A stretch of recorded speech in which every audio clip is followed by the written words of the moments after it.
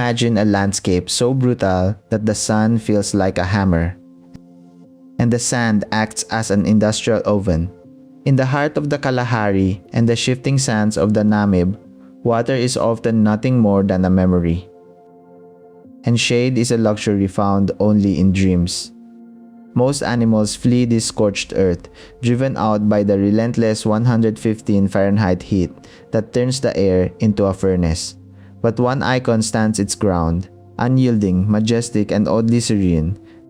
This is the Gemsbok, the spear-wielding master of the desert. While others see a wasteland, the Gemsbok sees a kingdom. Today, we're going to find out how this biological marvel survives where almost everything else dies. We are diving deep into the architecture of an apex survivor, moving beyond the surface to look at a creature that has rewritten the rules of life on Earth. To thrive in what scientists call the dead zone, you don't just need luck, you need an elite biological toolkit. The Gemsbok or Oryx gazella isn't just another antelope. It's a masterpiece of extreme engineering. Weighing in at up to 530 pounds, it carries a presence that demands respect from even the most seasoned predators. But its true power isn't in its size, it's in its efficiency. This is a creature that has solved the two greatest puzzles of the desert: how to stay cool when the world is burning, and how to stay hydrated when the world is dry.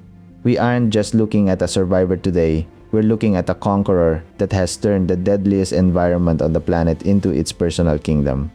To understand the Gemsbok, we have to look at its weapons, its blood, and its remarkable intuition. First, we must address the weaponry. Those straight, rapier-like horns are the stuff of legend, reaching lengths of nearly 4 feet. If you look closely at the base, you'll see deep, rhythmic ridges. These provide a non-slip grip during high-impact combat, allowing the animal to parry and thrust with terrifying precision. But these aren't just ornaments for ritual posturing, they are precision-engineered killing sticks. While most antelopes are programmed by evolution to run at the first scent of trouble, a cornered Gemsbok does the unthinkable. It stands its ground. By lowering its head until its chin touches its chest, it transforms into a fortress of spears. In this position, the horns point directly forward, creating a deadly barrier that is almost impossible for a predator to bypass. There are documented cases of these warriors successfully impaling and killing fully grown lions. Furthermore, the Gemsbok has developed a specialized layer of thick skin around its neck and shoulders, acting as a natural shield against the claws of big cats. In the desert, beauty is a secondary trait. Being lethal is a prerequisite for life.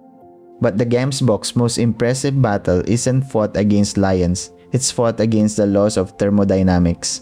In the Namib, temperatures frequently soar past 113 Fahrenheit. At these levels, most mammals face a lethal crisis: hyperthermia. As the body temperature rises, the proteins in the brain literally begin to denature. They cook from the inside out. Much like an egg white turning from clear to solid when heated, a mammal's brain cells begin to fail as their molecular structure breaks down. To prevent this, most animals sweat or pant, losing precious water to stay cool. But the Gemsbok has a better way. It has evolved to be a heterotherm, meaning it can let its core body temperature drift upwards without panic. It allows its body to bake while it protects its most valuable asset, its mind. This is made possible by a biological miracle known as the carotid rete, a specialized network of hundreds of tiny blood vessels located just beneath the brain. This is essentially a biological heat exchanger. As the Gemsbok breathes in the dry desert air, moisture evaporates from the lining of its nose. This evaporation cools the venous blood in the nasal passages. This cooled blood then travels to the rete, where it surrounds the hot arterial blood pumping up from the heart. Through simple thermal transfer, the hot blood is chilled by several degrees before it ever touches the delicate brain tissue. This system is so efficient that the Gemsbok can allow its core body temperature to rise to a staggering 116 Fahrenheit, a fever that would kill a human or a dog in minutes, while keeping its CPU, the brain, perfectly cool. They are essentially walking air conditioners that save gallons of water every week by refusing to sweat. It is an evolutionary masterstroke that turns a lethal environment into a manageable one. Then, there is the impossible question of hydration. In a place where it may not rain for years, how do you sustain a 500-pound muscular body? The Gemsbok is the ultimate alchemist of the sands. They can go weeks or even months without drinking a single drop of standing water.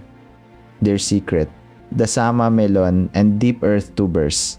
These melons act as living water bottles, stored safely beneath the sand. When the surface is scorched dry, the Gemsbok uses its powerful shovel-like hooves to dig nearly a meter deep. But it's not just luck, they have an uncanny ability to smell moisture deep underground, perhaps guided by subtle temperature variances or the scent of damp earth. They unearth roots that are over 90% water, resources that remain invisible to every other herbivore in the region. They aren't just looking for food, they are prospecting for life. Even more incredible is their metabolic water. By breaking down the fats and carbohydrates in their food, their bodies actually produce water as a chemical byproduct. They literally manufacture hydration from the inside out. But their most clever trick is their tactical feeding schedule. During the heat of the day, desert plants are bone dry and brittle. But at night, a miracle happens. As the temperature drops, the relative humidity rises. Through a process called hygroscopy, these desert plants act like sponges, absorbing moisture directly from the air. By shifting their primary grazing to the twilight and darkness, the Gemsbok can double or even triple their water intake compared to daytime grazing. Furthermore, their kidneys are among the most efficient in the animal kingdom, featuring extra long loops of Henle that maximize water reabsorption. They have evolved to recycle every possible drop of fluid, concentrating their waste into a highly dry form. This ensures that not a single milligram of moisture is wasted. They don't just find water, they manufacture it from the very air they breathe and the moisture they recycle within their own cells. This physical resilience is supported by a stoic nomadic social structure. Gemsbok live in small fluid herds led by a dominant male, but they aren't tied to a territory. They are rain chasers. Scientists have discovered that Gemsbok can sense a thunderstorm occurring over 100 miles away.